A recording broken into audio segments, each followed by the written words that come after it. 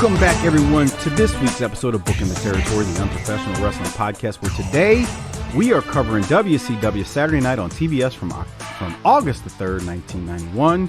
Once again, it's a new year, but the same old BTT coming at you this week. Before I throw it to Doc and ask how he's doing, special shout out to our largest Patreon contributors monthly, Disrespectfully Classy, Mark E. Blassie, Mike Childress, Joe Ice, and good old Justin. Thank you for your generous support each and every month on Patreon. And if you're not a patron, become one at tinyurl.com/PatreonBTT. I want to welcome Nicholas S. to the Patreon feed. He signed up several weeks ago because we were recording this damn near a month in advance of it dropping. Doc, all that said, it's just me and you. We're moving schedules around for the holidays and stuff still. So how you doing, man? No Harper this week, but he should be back next week, and 5-star relief will commence. Happy, Merry New Year, Christmas, Kwanzaa, Hanukkah, New Year. Season's greetings. That's right. I don't know what to do, dude. I feel like we're the new breed. Because we're recording in the future. You're listening to this on what is this, January 12th? Is that correct? Yeah, it'll drop on YouTube on the 11th and all other places on the 12th. Well, just know that Christmas hasn't happened. Yeah. Where we're coming from. Yeah. We're still a few days out from Christmas. You think way back to when there was that big-assed cold front that just fucked up the whole center of the country here in the United States. And it was cold. That thing just blew through like about an hour and a half ago, right? 2 hours ago. Bro, it went from 45 to 20 inside of hour and a half. Yeah, it's I'm staying in, bro. The wind chill now is down to 5. I was out in it, getting them broad That's logic dumb. gifts. I had to do broad logic gifts, bro. Okay. Got to fill a stocking or you get in fucking trouble these days. You know what I'm saying? Man, that stocking is fucking. You think you're done? Bro. You think you're done?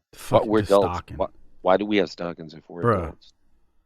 I tell her every year. I look. You can hang a stocking with my initial on it. I got no problem with that. That's neat. I'll be involved. Right, but why are we putting stuff in stockings? We're grown. Go grab an orange from the fruit basket in the fruits in the kitchen and put it in there. Bro, Bubba, I'm damn near 50 years old. I don't need a goddamn stocking. No, you don't. You want to give me something that should go in a stocking? I got some ideas, baby. Let me tell you. Come on. I'm just saying, They don't want to think that way, though. Inside of the sanctity of marriage, that stuff is, dirty. It's on the up and up, man. I mean, it ain't like we just on the streets, That's dirty. Why don't you grow up? Why do you always have to be dirty-minded? I mean, bruh. My shit became a desert when we got married, so just shut up.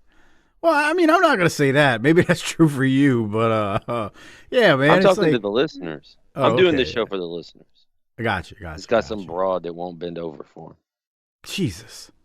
What? That's what we really want for Christmas. Give us some special action, pal.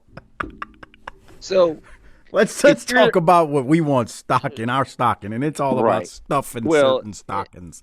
And I need to say this. If you're a first-time listener to this show, God, I need you to push pause. And I need you to go download last week's show and listen to that first. I got to tell you, man, last week's show might have been a top 5 of all time. You don't know this, but I posted last night one of his rants on YouTube for patrons only and put the link on the Patreon side. The Coyote rant and his love of Latina women is on there. Now, by the time this airs, the other 2 to 3 rants he had in that same episode, he being Hardbody Harper, will be separate links inside of Patreon. I'll release some eventually to the masses, but that is A+ 5-star relief Patreon content. He was on a next level. I mean, it was like he ate his Wheaties and had a box of Cinnamon Toast Crunch, and he was just like, dude, he was like firing on all cylinders. It was as if he had a 6-pack of Mickeys, bro. He may have, or Yeah. or Rolling Rocks. He was on it. It's true. So, he had to rest after that. That's why he's not here today. Yeah, he had to like go lay down after that. You got to realize we're recording now this less than 2 days after we recorded that one. New breed stuff. Don't think about it. But he's laying down, man. He's like, I'm tired. So he'll be back, we hope, next week, which we're actually not going to record for 2 weeks. I'm so confused right now. But just know that we'll keep track of everything, and the show will keep coming out because that's what we do. How about that?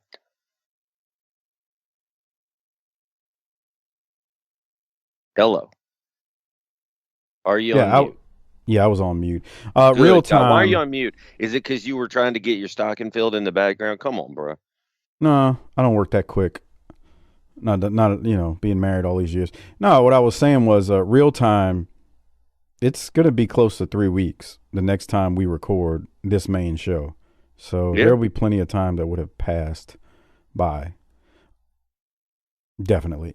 So but that hey, said, how many shows do you know? How many podcasts? You listen to them for a while. You're like, man, it's all right, but I'm kind of tired of it because it's kind of the same thing, and blah blah blah. You can tell they're tired of doing it, and we're deep into this run. And last week was a top 5 show. There's some big name podcasters that when you tune in, you can tell they're bored of the process. And the funny part is they don't do near as much work as we do, or I do, on the back end. No. Because it's a one-man show on the editing and uploading. They got people doing that stuff for them. But they're tired of the process anyway. They're tired of each other. You can tell. You can tell when you listen to the audio, the chemistry. They might still have chemistry, but you can tell the lack of energy. They're not very energetic in their voices, are they? Mm-mm. Yeah. That doesn't happen with us. Just see last week when Harper compared Latina women to coyotes. Mm. Do you believe that rant? How bad it was? Like, it was phenomenal. I think I missed parts of it because I was laughing so hard. I forgot to hit mute. It's the question of when he's going, do you want to hit mute or do you want the people to hear that this is genuine laughter on our part? Bear with me here because an ad might play. But the beauty of technology allows me to do this right at this moment. So hold on. An ad might play. Let me see if I can get this ad out of the way. Okay. It's better than any promo on the show tonight. So here you go. Let's keep going because y'all going to comment on this. The Diamond Stud versus the Yellow Dog.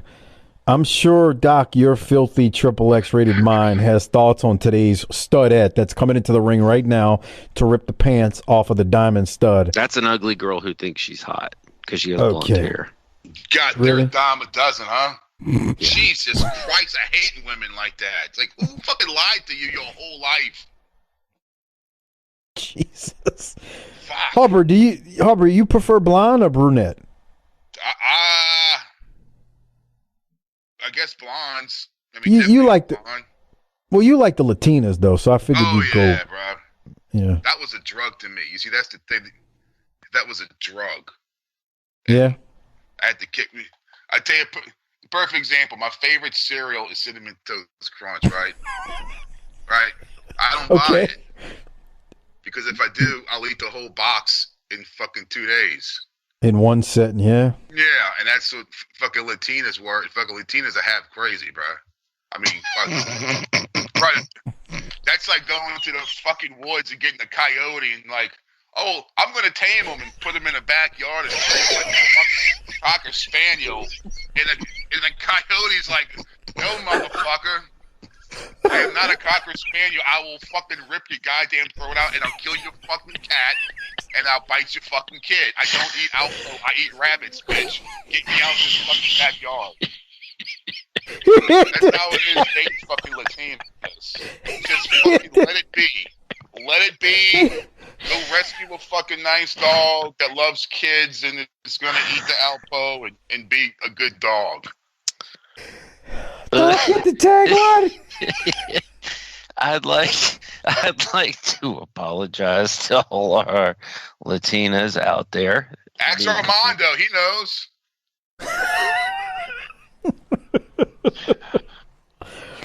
Oh man. The views and opinions of Hardbody Harper are not the views and opinion of BTT Corporate. And we do want to apologize for Hardbody Harper's lack of sensitivity towards Latino women. You all are beautiful, and we love you. That's how they are. Our cherished Latino community. Yeah. Bro, he compared Latino women to a coyote. Come on. Bro, let me tell you something. Your analogies are second to none. Prospero Año. You finished it with Prospero Año. I wanted to speak to the current Latino population and convey my wishes for a Happy New Year in light of Harper's very funny but insensitive rant. I know we're not going to top that tonight because he's not here. As far as I'm going to try. Yeah, we'll try. But we have no. On that note, again, there's a few more that were dropped early as well for patrons. So if you're not a patron, become one. tinyurl.com/Patreon BTT. Harper was on Next Level last week on the show. It was ridiculous. tinyurl.com/Patreon BTT. Not only did he get that, but he's been on the last couple clashes, the last pay-per-view. He's been on a roll, man. He's getting them numbers up, let me tell you.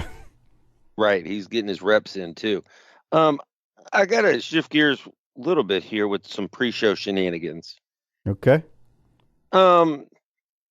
Things may have changed in the interim from when we record this to when it comes out, but recent days here in December, there's been rumblings that Mr. McMahon is saying he wants to come back to the WWE.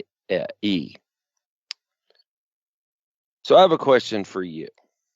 I'm glad you're asking about this because this will still be timely, even if it's not. I'll be able to put it on YouTube.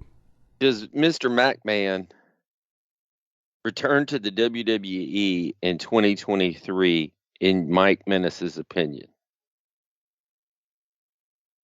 you know, when we first started talking about this, and I was like, I don't know, bro, he might be done, and then he ended up being done, and he was forced out. But it's my understanding he is by far the majority shareholder in terms of the stock goes or something like that. And he's got 80% of the vote, or 85, or maybe it was 70. I don't know.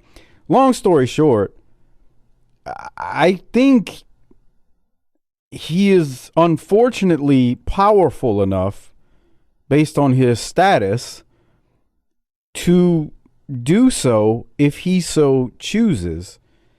And that, so I don't want to say yes or no, but I think the odds are favorable, and it's probably a 50-50 deal that he does return, which then really makes things interesting for what's been going on in that company the last few months. As I say that, I don't watch the television weekly, and I just makes me wonder what happens to old Paul Levesque and even Stephanie and even some of the people who we don't know, those folks that gave him the advice and told him, you need to step aside, this isn't going to blow over, move on, go live your life.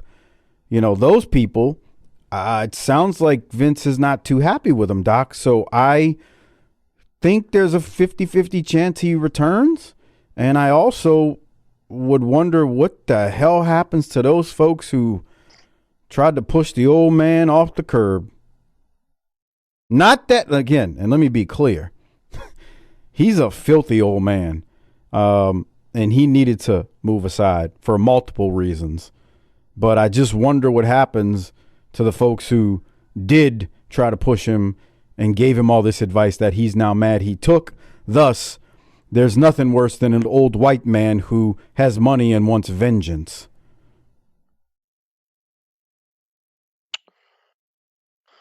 Can I add my opinion now that you're done with your little filibuster? Sure, because I really want to know what you think. Well, let me ask this one question. What do you think about the last statement I made? An old rich white man who wants vengeance. Maybe. Okay. The other thing you gotta he's a don't get caught up in what I'm about to say, but he comes from the wrestling business. You can say he's a promoter, a wrestler, sports entertainer. He's neither of those things because he hated it, whatever. But he comes from the business, which means he understands the art of working. Yeah, he's a carny. If he starts working and apologizing, America loves a redemption story. That's true too. Everybody likes the comeback. There's money in the comeback. Yeah. Yeah. His problem is time's running out. That's also what's feeding this sense of urgency, is that he knows time's running out. So if he comes back, unless he scorch earths Stephanie and Paul, they'll have to eat that shit sandwich because he can't be there forever, and they'll get it back. Yeah, but so what's he do in the meantime to them? I don't put it past him.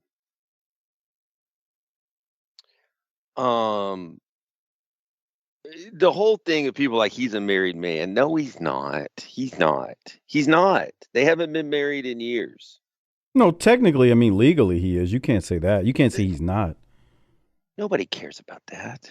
Oh, I'm just saying, but you can't make the statement it's that more, they're married. That is the perfect example of a marriage of convenience, because it'd be harder to get the lawyers and accountants involved to split up all the money.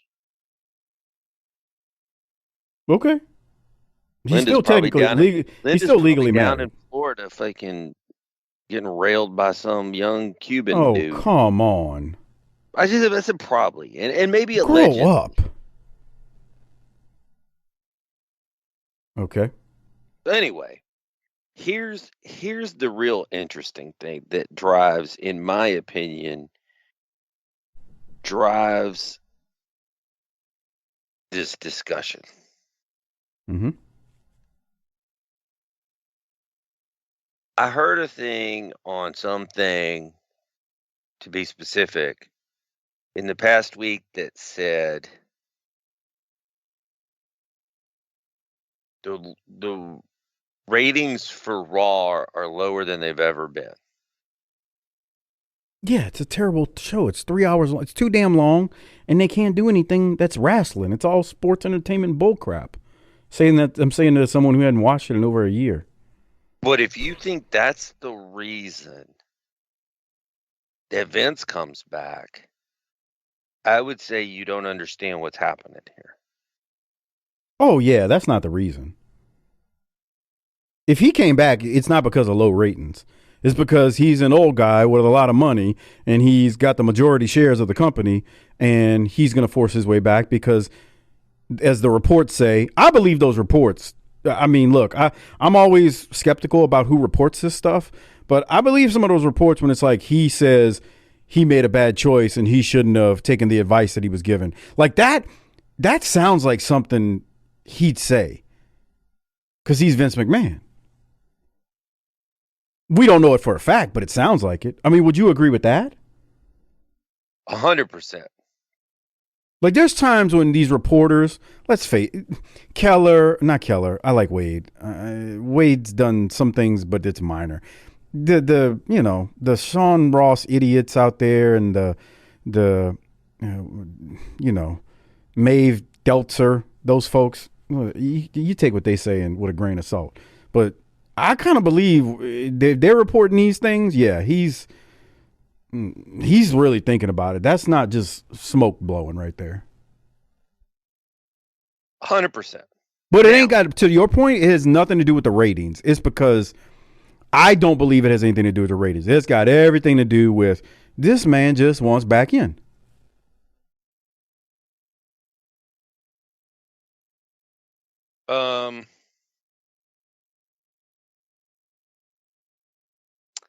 Well, here's what it's about.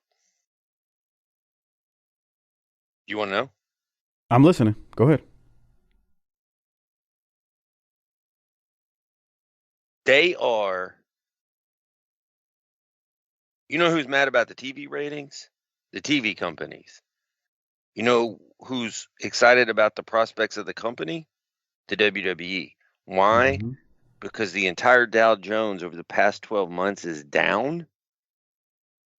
12 months ago, the WWE stock was trading at $50 a share. Now it's at $70 a share. And that's the one metric, top line, that everybody gives a shit about. So when you say, oh, they're the worst they've ever been, bro, they're the best they've ever been. In terms of the stock, that's right. You have to make that statement very clear. They're the best they've ever been. They're not the best they've ever been in terms of ratings, but a lot goes into ratings. They're not the best they've ever been. In 2018, they were higher. But the point I'm making is that, yeah, would they like higher TV ratings? 100%. And there's divisions of that company that are probably getting yelled at because it's low. Don't get me wrong. Mm-hmm. There's pressure. That's every company. Yep. But at the top line, the outlook is great. And you have to say that because of that, maybe we don't need Vince back. I mean, what his point would be, he's going to come in and go, TV ratings are down. A smart business person would go back to the shareholders, the other shareholders, and go, yeah, but look at your returns, right? And so the question will be, what's Vince's argument for coming back in? You're going to say, oh, well, the boys, the wrestlers like the atmosphere now. Nobody in power gives a single shit about that. I like that the wrestlers like not having to deal with Vince. That's great. I'm a normal dude who would rather my wrestlers be happy when backstage so they come out and give me a good performance. But nobody in charge gives a single shit about that. Am I wrong? No, this goes back to it's kind of involved in that standards and practice discussion that we had last time. It all boils down to, look, at the end of the day, this is a publicly traded company. The biggest metric is the stock. You can argue that there are metrics that feed that stock price. Don't get me wrong. Yeah, that's what I'm saying. And those are important. Yeah, I was about to say, you can argue that there are metrics that will eventually bring that stock down, but to the point you're making, the actual real people in power, they don't give two shits about the talent that's happy Vince isn't there, and they can have more meaningful discussions with Paul Levesque, Triple H, about, booking and direction, or even Stephanie or whoever. So let me ask you this. Yeah, I mean, you're on to something with that. Let me pull this thread a little bit longer. So what's Vince's end back in, other than I just want to be back in? God damn it! I mean, what's his reason? And furthermore, it would be, if you're the main shareholder, we just made you a bunch more money, so shut the fuck up and go sit down. And that's not how he thinks. That's not how he's going to think. When you say what's Vince's, we both know he's going to wake up Christmas morning while everybody's at the house opening their presents, looking for the soft spot in Stephanie and Paul's back that he can get that knife in. Oh boy, Willie. But the point is, what you want once you're out and your pathway back, what's your path back in? What's your argument? Oh, okay. So you're asking, I'm glad you clarified, because you're saying, what's his argument to the path back in? His argument he'll say something from a politically correct standpoint, from a shareholder standpoint. He'll come up with some bull crap, because that's what business folks do, as far as a business reason why he should be able to come back in. I don't know what he'll concoct. But the reality of it is his reason is going to be not even a reason. The reason he will do it internally is I got the power. I'm Vince McMahon. I get what I want and I'm going to do what I want to do. That's his internal reason. He'll come up. I couldn't even look. I don't think like him, so I couldn't even come up with the bull crap that he's gonna like come up and regurgitate out of his mouth. The log of crap that he's gonna dress up as a freaking prom queen to make it seem all glitz and glamour as to why he deserve or why they need. That's the thing. A carny makes you think Only why I they can fix need. it. Yeah, as a carny, he'll come up with a reason to sell to be the reason why this is why you need me. But internally, it ain't got nothing to do with that. It's I'm a powerful, rich guy. I want what I want because I'm used to getting what I want. That's it. That's exactly it. Okay. And So we will continue to cover this event throughout 2023 and keep you posted on what we think. All right. Let me get the video version going. Look at these two dick dancers coming down the aisle. Hey, why don't you wait a second? Let me get the video. Oh, there it is. Okay, it started. I know you can, but the patrons can't. All right, so we are. It's okay. August 3rd, 1991. We see the Young Pistols coming down the aisle. And what did you call them just now, Doc? A couple of dick dancers. Dick dancers, right. Okay, very good. This show was taped July 9th, 1991 in Tallahassee, Florida at the Leon County Civic Center. This, I believe, is the second half of what we talked about last week. During the introduction, Paul Lee tells us he's going to get everything straightened out with the friction between Johnny B. Bad and Steve Austin that we saw last week starting to begin. And then we head directly to the ring for Ron Simmons versus Jim Boss. Doc, Simmons comes to the ring with his Florida State jersey on, and the fans cheer and love Simmons. I mean, we are in Tallahassee, so no surprise there, right? And JR says he, being Ron Simmons, wants to be the next heavyweight champion of the world. The fans are doing the tomahawk chop and the chant. They are chanting FSU. Paulie says, oh, is that what they're saying, JR? I thought we were going to have to do some editing. Like, I guess he thought he was insinuating they were saying FU, but no, they're saying FSU. Doc, let's go to you. What do you have from Simmons versus Boss here in this opening 5-star Mac Classic? Well, he is wearing his jersey out there, which is odd. Covering up the goods. Tomahawk chop is that okay? It was in 91. Is it today? I think the Chiefs fans still do it, though. And I may be wrong. I don't watch a lot of Chiefs games, but I mean, I think I still hear them going, oh. What about FSU? Oh, I think they still, Fritz will answer that for us. I think they still do it. I guess it is, man. I mean, okay.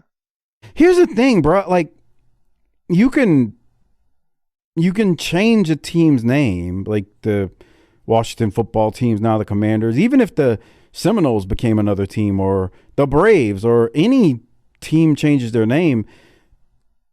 Like, you can't change 50,000 people. Like, if they want to do that in the stands or like they're doing here. You can cancel everybody, dude.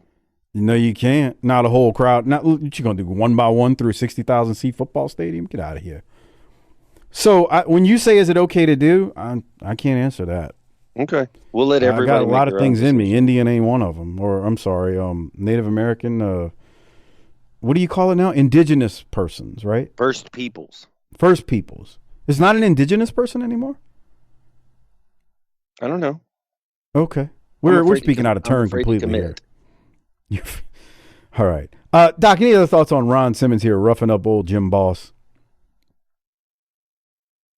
They're starting to present him as a serious threat to the world championship picture. I tell you what, he's lots of cheers, and I think it was smart for him to wear that Florida State football jersey out there. Oh, yeah. Because, see, not only is the live crowd enjoying it, but I think to the millions of people watching at home, they see that and they see the people react to him. And while they don't have the emotional investment for Florida State, most folks are like, oh, this guy's over, man. I need to get behind him. And they're going to get behind him. They are going to get behind him. Simmons with a spine buster and wins, and that is how that one ends.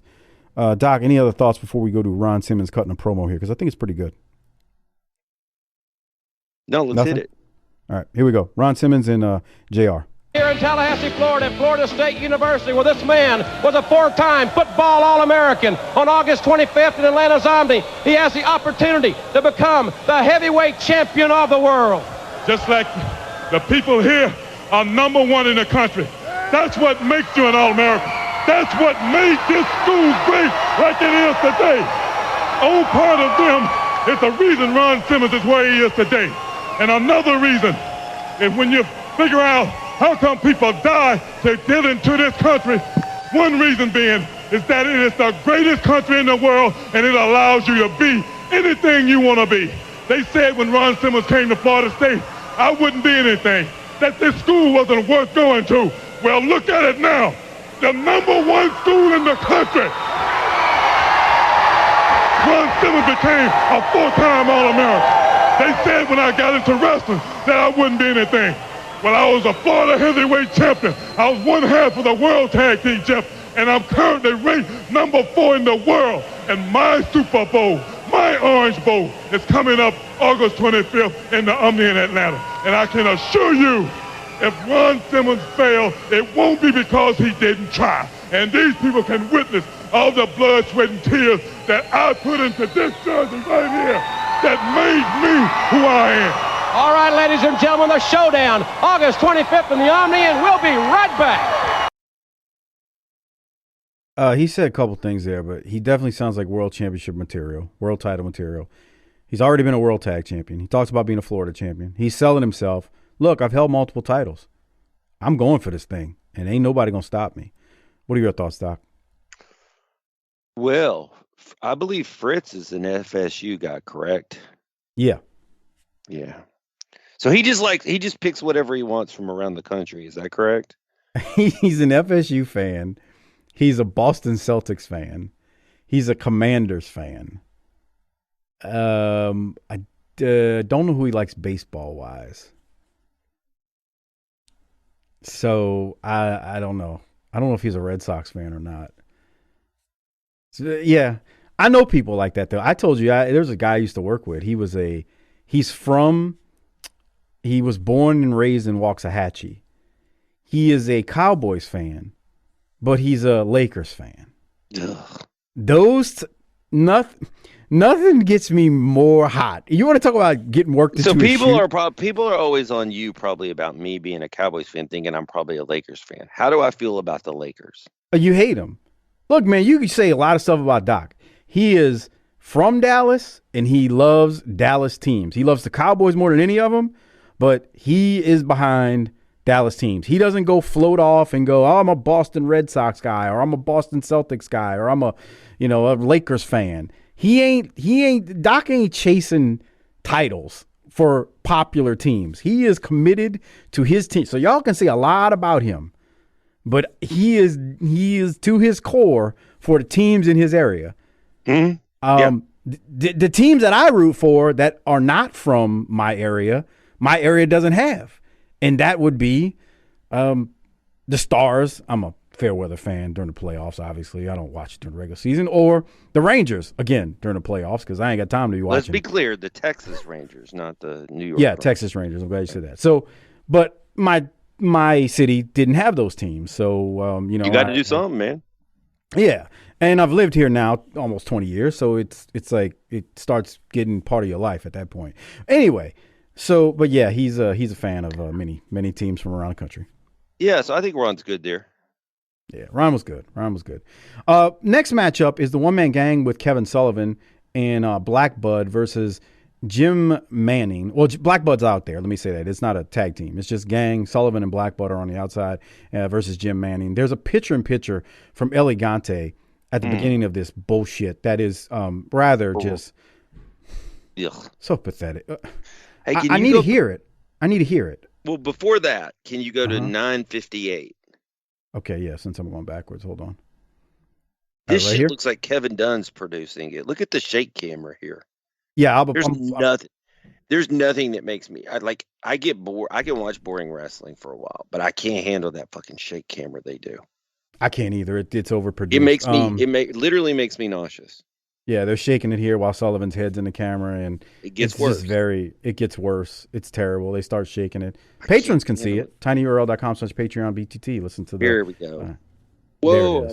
Look out! I'm struggling. I can't. Now I'm going to throw up. It makes me dizzy. I've had vertigo in the past, and that type of stuff just can trigger vertigo for me again. Me too. I hate stuff like that. No. It's the dumbest thing. I don't know why it's done. Okay, so I do. It was to cover up the shitty, sloppy work that the WWE guys were doing. Gotcha. Elegante's picture-in-picture during the gang match versus Jim Manning. Here it is. Gang in the army. You win, I go home. I win, I cut your hair. Boogie, Nothing about that makes me want to see the gang lose to this dude at the Omni. Not even Sullivan saying, we're going to put you in a pine box, Elegante, and send you home. That doesn't even do it for me. I can't, bro. This dude is just... I can't, bro. It's terrible. And that's my notes. Gang wins. He hits a 747. I don't know what else to say about this.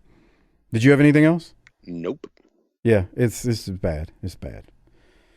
All right. They kind of pile on this Jim Manning guy. They cut his hair. There's a 1-900 WCW hotline commercial. It's a new number. There's also another commercial I want to talk about. Please tell me. Is it the squirt one? Thanks for giving it away, dumbass. Well, they don't know what we're talking about, so please tell them. It's Harper's favorite drink. I don't know if I'd call it that, but I'm trying to get to it. I don't have the exact timestamp. I think 15:52. 15:52. Okay, here it is. Because it was. I didn't write down exactly when it aired, but here it is. So it's a guy running through the neighborhood in like the middle of the summer, and then there's a bucket of squirt, canned squirt. A bucket of squirt. Wow, that didn't come off right? Come on. And it's sitting in the... Give your thirst a squirt. Yuck. Dude, do you see the product placement here? Not only is it squirt, but it's followed by Alka-Seltzer Fast Relief. And before that, it was Starburst talking about being juicy. Yeah. I can't, man. I can't. Right. From juicy squirt relief. Come on. Mm-hmm. All right. We come back from commercial, and it is Steve Austin and Lady Blossom, and they're about to be interviewed by Paul Lee. I don't know if we want to call this the danger zone or not, but maybe it's not. But anyway, let's go to Austin and Lady Blossom with Paul Lee. So I'm back here in the media room at the Tallahassee Civic Center. I'm standing here with Lady Blossom and her client, the world's television champion, Stunning Steve Austin. And, sir, I saw a couple weeks ago Johnny B. Bad coming out here, and I don't think you have to worry about Johnny B. Bad. What I think that should be on your mind, sir, right now is beautiful Bobby breathing down your neck, is all the contenders that are coming after you because you are, as the world's television champion, the best wrestler on television today. Well, you were there, Paulie. When I first came in this organization, I said I was going to be the world television champion. That's exactly what I did. Yes, I took the belt from Bobby Eaton. Yes. And I'm going to give credit where credit's due. Bobby Eaton is one of the finest in the world today. And I'm thinking about, what are you doing?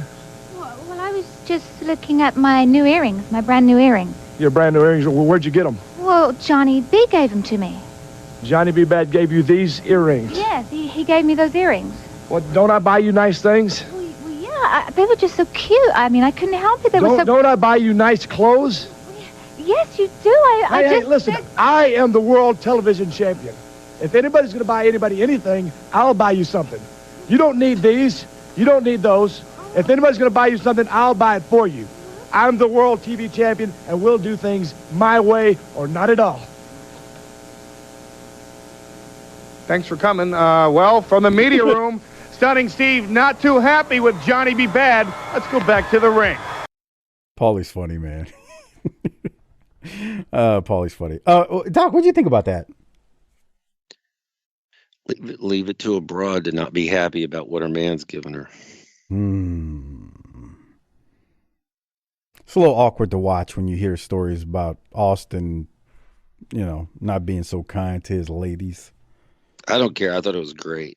You kind of watch. Well, I know, but when you watch that on like, when you watch that promo, it kind of makes you think about the alleged stories you've heard in real life. That's all I'm saying. Okay. Now, as I say that was phenomenal. Like, he's, talking about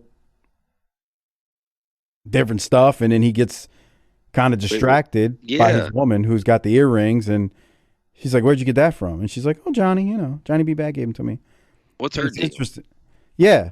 And then you hear it, but it's crazy. Like, you kind of. It would have got creepy for me if he'd have said, "When were you hanging out with him?" That would have been, yeah. You kind of hear the Stone Cold in his voice, though, right? That's right. That's what's amazing. You don't hear it, but you hear it. It's like, It's in there. Okay, it's there. It just hasn't. There. It just hasn't blossomed yet. No, no Lady pun intended to Blossom. Lady Blossom. But yeah. All right, well, we'll keep moving and we'll go to the next match. I thought Austin was good there, but we got Bobby Eaton versus Bob Cook, who just took a hell of a bump as we're watching on the video version. Bobby Eaton, I had that timestamp actually. At the 21-minute mark, he throws an impressive right hand. Here it comes. Cook hits him, and then Eaton tees off back. And nice bump. Very, very nice bump. Love it. I got a couple of timestamps, too, because it looks like Eaton is more heelish in this match. 2024. 2024. Okay, so I got to go back some then. This thing is messed up. There it is. Okay, it'll get to it. Okay, 20. We're almost there. What are we looking for here? Heelish moves. Oh, yeah. Pulls the ref out the way. You got to be a patron to know what we're talking about. Yeah, that was good. He pulled the ref out the way, and then what he did to the heel. And then 22-45. All right. So we're at 22-40. Bobby's going to the outside. He's got Cook. Rams him up against the barricade. Is that what you were talking about? Yeah. Yeah, I mean, it's a heel move. Then again, I can think of the baby faces that I've seen do that too over the years. But are we about to have a heel Bobby? I don't know. No, I don't think so. Okay. I don't remember him being a heel Bobby. I definitely remember him being babyface Bobby. Okay. Not white meat babyface, but babyface enough for sure. Any other timestamps? No. All right. So we get here to the finish. Bobby's got Cook on the second rope, side suplex off the second rope, and then a body slam or swinging neck breaker, then a body slam, and then Bobby goes up for his just absolutely beautiful Bobby Eaton Alabama jam. Mm-hmm. I know Bobby had seemed like some back problems, but I'm surprised they weren't worse than what they would have been when he was still alive, because this move is always just so impressive to me. Because he kind of like levitates there. It's hard to explain, man. It's really hard. But people listen and know exactly what he does, and you can see it on Patreon, tinyurl.com/PatreonBTT. All right, Doc, we go from that to a WCW Top 10 segment. And Elegante is still too high at number 6. I mean, the Diamond Stud is at 7. Johnny B. Bad's at 8. Dustin Rhodes is 9. Beautiful Bobby's 10. You mean to tell me Beautiful Bobby Eaton is 10 and Elegante is 6?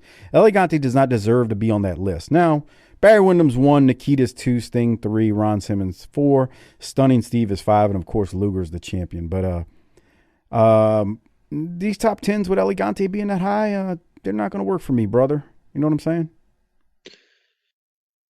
You can never be too high unless you're the El Gigante in the top 10. How do you feel about top 10s in general and rankings and wrestling like this? I told you this either last week or a couple of weeks ago. I spent the cumulative amount of hours pouring through the top 10 list in PWIs. I look every Sunday in the fall about 1:00 Central. I look at the college football ratings, and I look at like the teams who also got votes beyond the top 25. Let me clarify. I didn't mean in terms of the PWI, because we both agreed the PWI top 10s, we live for them from the like we wanted to see who was ranked where in the territory. But that was a monthly thing. I'm talking more of this weekly bull crap where WCW is doing it. Well, I think they're under the impression that maybe not everybody's watching every week, and so it's like a thing. It doesn't change enough to be weekly, but I get what they're doing. I don't hate it. Okay. All right, fair enough. I just figured I'd ask. All right, well, we go to the WCW Control Center. Gordon Soley talks about the U.S. title tournament, and he talks about the entrance in the tournament, and we see a replay of Luger versus Wyndham for the world title at the last pay-per-view. Then we go to another replay of Luger racing Hughes after Luger won the title. Gordon wraps up the segment and throws to the next match. Kind of a lot of replays here, and nothing really new because we heard about the U.S. heavyweight title tournament last week, so that's that. Doc, any thoughts on this segment? No, I didn't have any notes. It was basically a recap. All right, so from there we go to a pretty big match, the Young Pistols versus the Enforcers. This is the second match in the WCW World Tag Title Tournament, so you got to bear with us here during this era and time period in July and August and beyond. We've got a U.S. heavyweight title tournament for Luger's vacant U.S. title, but we also have the WCW World Tag Title Tournament happening at the same time.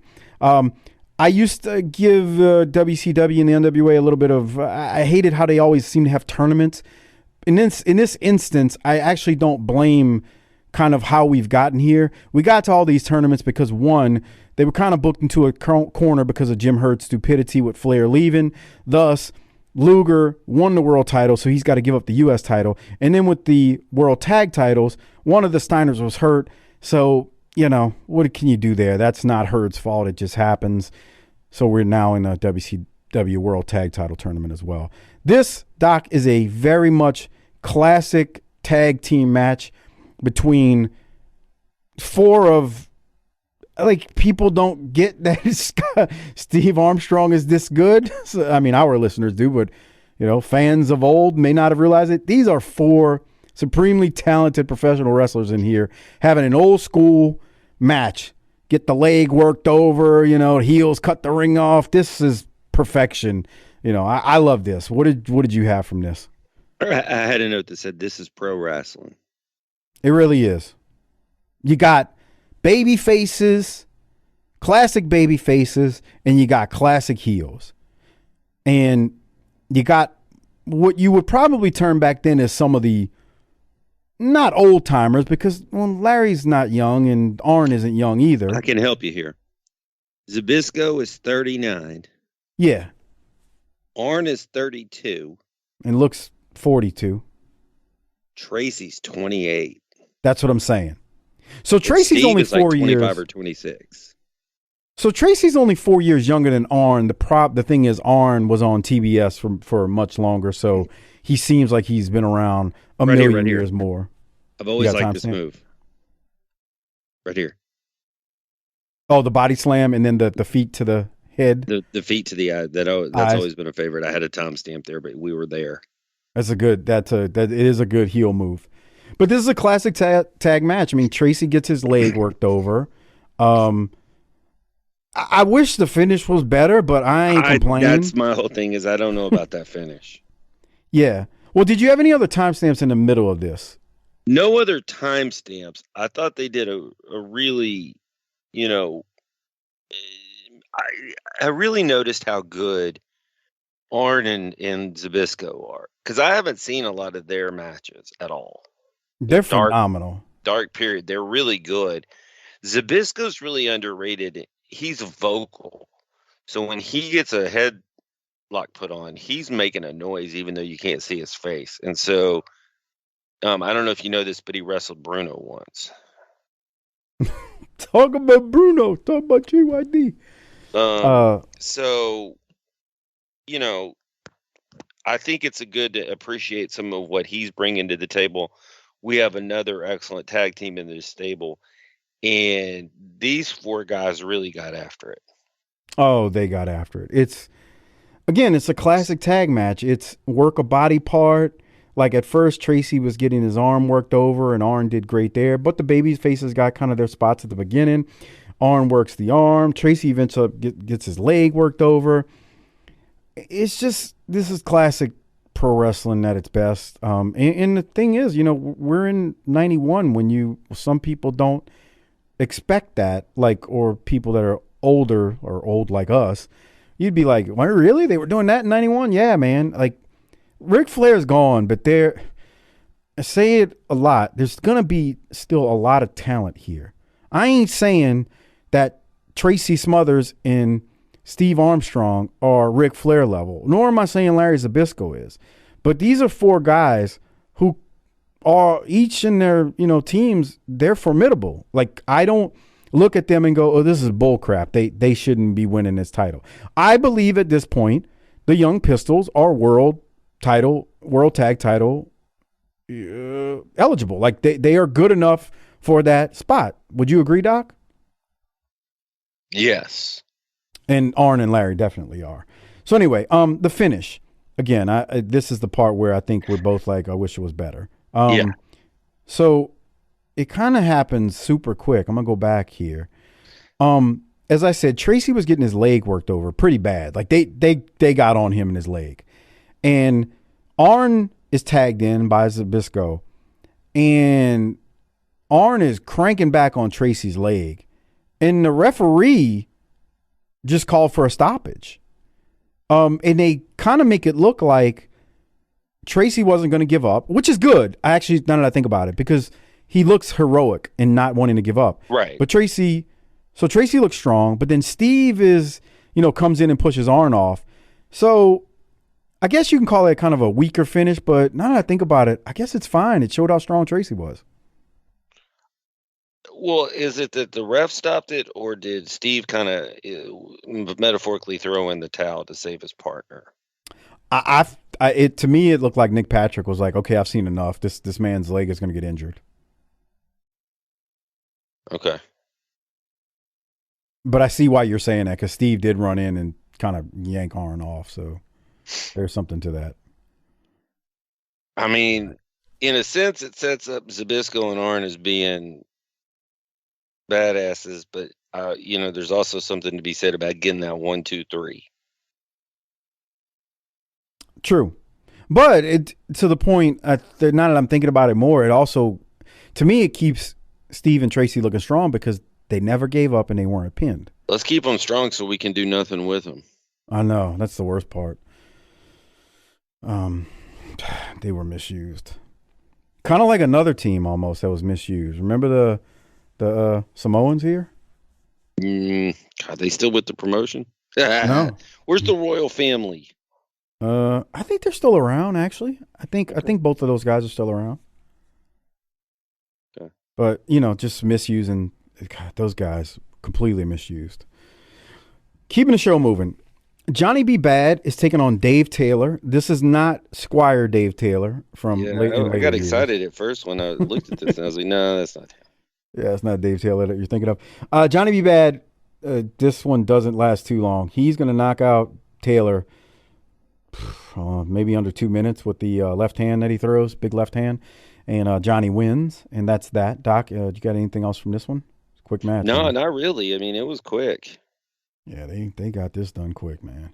Anyway, all right. So on that note, we are almost it's only an hour episode, the actual content here that we're reviewing. It was only 1 hour with commercials.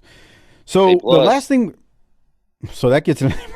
The last thing we're going to see is Johnny B. Bad and Teddy Long cutting a promo, and then good old stunning Steve Austin shows up in. I love this. Let's go to it now. And Theodore Long make their way up here to have a few words with us. We don't have a great deal of time left, but don't miss the great main event tomorrow right here on TBS. It'll be Eaton and Morton. And early in the program, Theodore, interesting comments were made by Stunning Steve about Johnny B. Bad. Well, let me say something, Jim Ross. Everybody talking about what up with the beautiful Johnny B. Bad. Well, Stunning Steve Austin has to understand one thing, that Johnny B. Bad is a fashion plate of World Championship Wrestling, and he admires beautiful... He's right behind you. I guess he can hear it from himself here. And listen up, buddy. I don't think you need to be buying Blossom any earrings, any other jewelry, or any dresses. You understand what I'm saying? I don't want you buying her anything. If anybody's going to buy her something, it'll be me. Stunner, I just want to go shopping with her.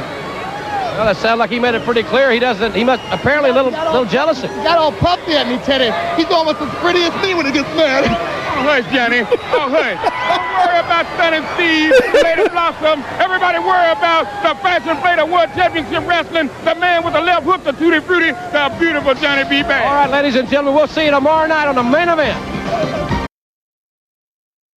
Bruh, I love Johnny B. Bad. Love him. I love him, Doc. Please tell me you like this. I was a little surprised it didn't escalate a little more. Like, Austin left.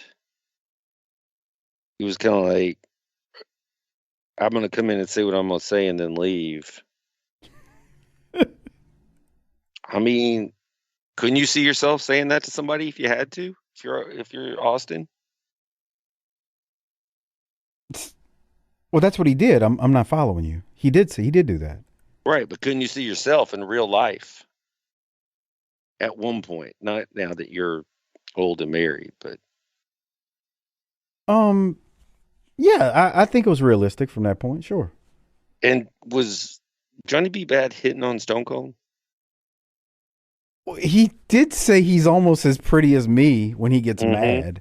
So I don't know if that was what they were trying to portray. I think Johnny B. Bad's just out there doing every like skit and thing that Dusty Rhodes is telling him to do here. But I do think that when you're trying to make this dude look like a hated heel in the South and you're portraying him as a black man that's gay and he's talking to this dude who, I mean, I know they built Austin from California, but he sounds like a Texan. I mean, come on. It's like, you know, give me a break. You got a gay man who's now hitting on the, you know, this blonde hair, because he's still got hair now, white guy in the South, and he's a gay black man hitting on this guy's wife. Like that's like now, nuclear heat to me. How many people at home are sitting there going, now see, he ain't really gay. He's trying to get in her britches. I don't know, man. I don't think people. I don't think so. Okay. I think during this era, you still could lather up people without them turning the channel. So I think that Johnny B. Bad is lathering up the country folks and the Southerners, which again, I'm a Southerner, so I'm talking about the Southern folks. I'm from the deep South.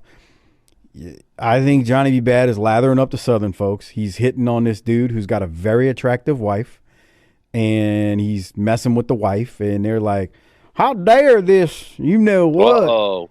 I mean, we can't have this. We can't have a boy like this on TV.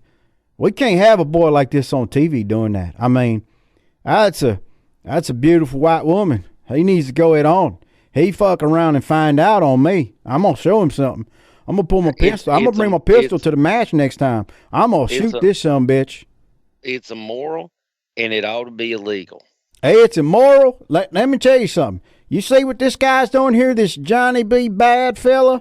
It is immoral, not immoral. It is immoral and illegal. You can't do that in these parts. You do stuff like that in these parts, Doc. Let me tell you something. You get your ass shot. I'm telling you.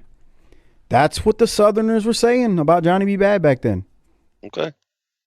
And he may have been hitting on him. He's almost as pretty as me when he gets mad. Did you see him? He's almost as pretty as me. I love Johnny B. Bad. Good stuff. And that's how the show ends up. And JR threw us off air. And so it was a quick one. So you know the drill by now. Before we get out of here, we need to rate it and hand out some Rolexes. I got a feeling it's going to be some A+ here. Before we rate it and hand out some Rolexes, if you want to watch as we watch when we do these reviews, just go to tinyurl.com/PatreonBTT. You get access to not only the audio version of or all of our clashes and pay-per-views, but you can see the video versions of the regular shows we do in the WCW Saturday Night reviews like we're doing here. If you're signing up now, you're watching Johnny B. Bad smiling and looking very happy to the camera, because that's where I paused it on the video that we're watching. Again, tinyurl.com/PatreonBTT. It is the best way to support this show and to put some funds back into the show.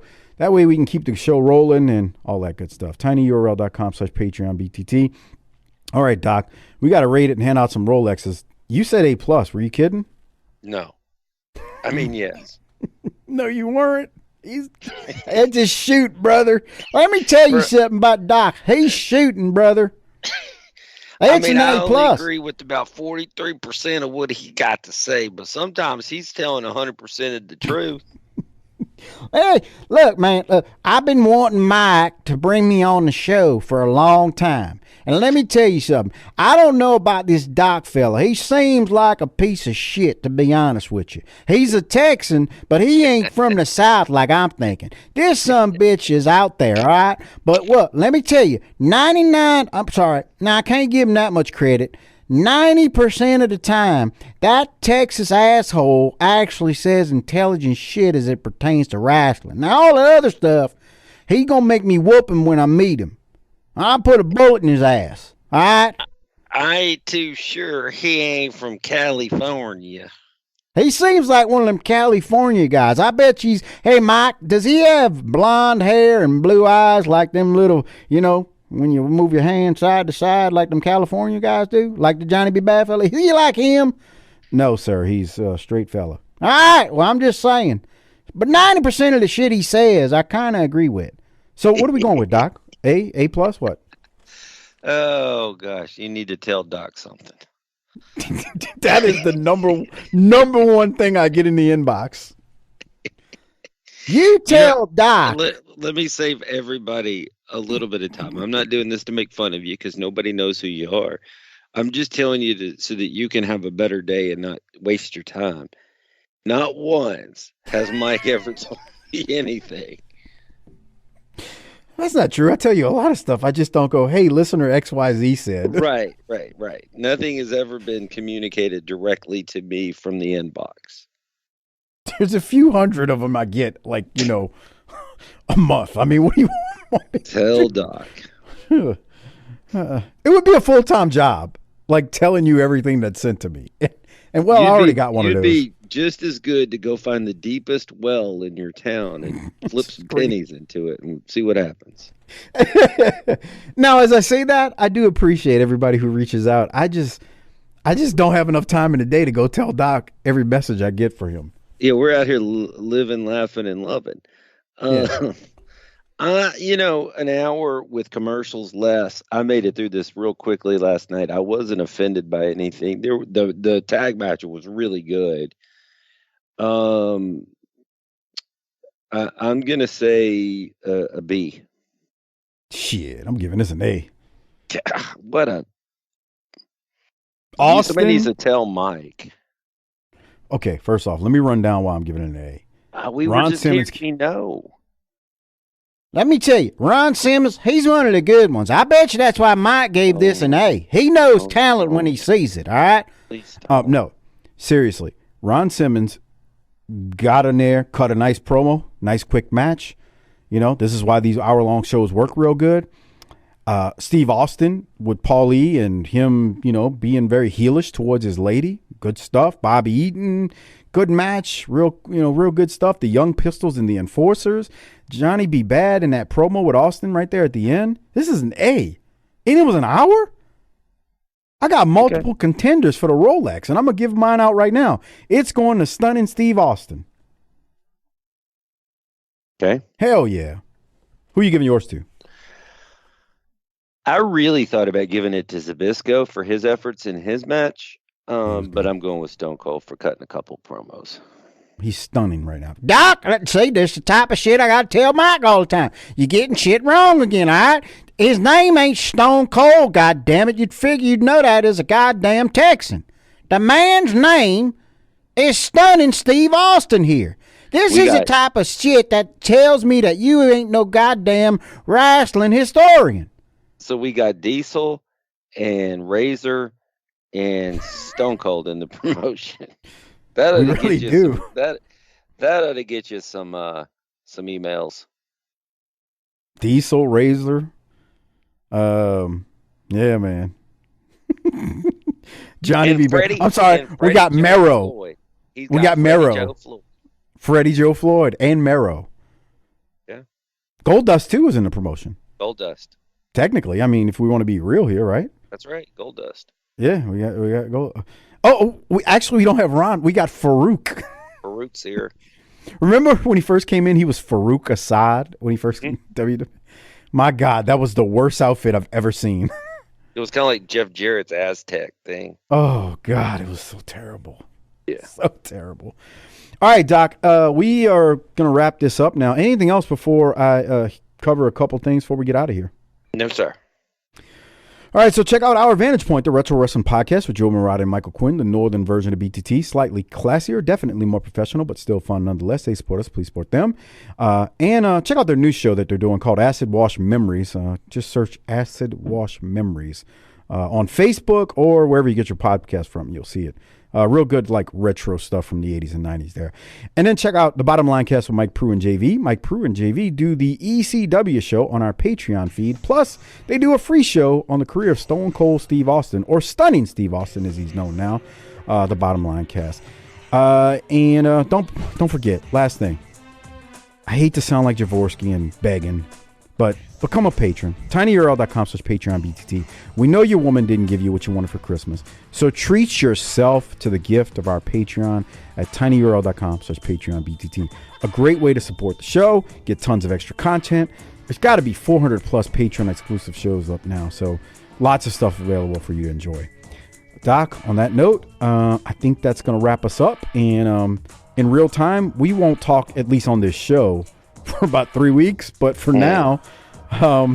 yeah, man. You got anything before we ride off into the sunset on 2022, even though it's 2023 now? No, nothing. Well, hit that tagline. Let's roll, Bubba. Book it, bitch.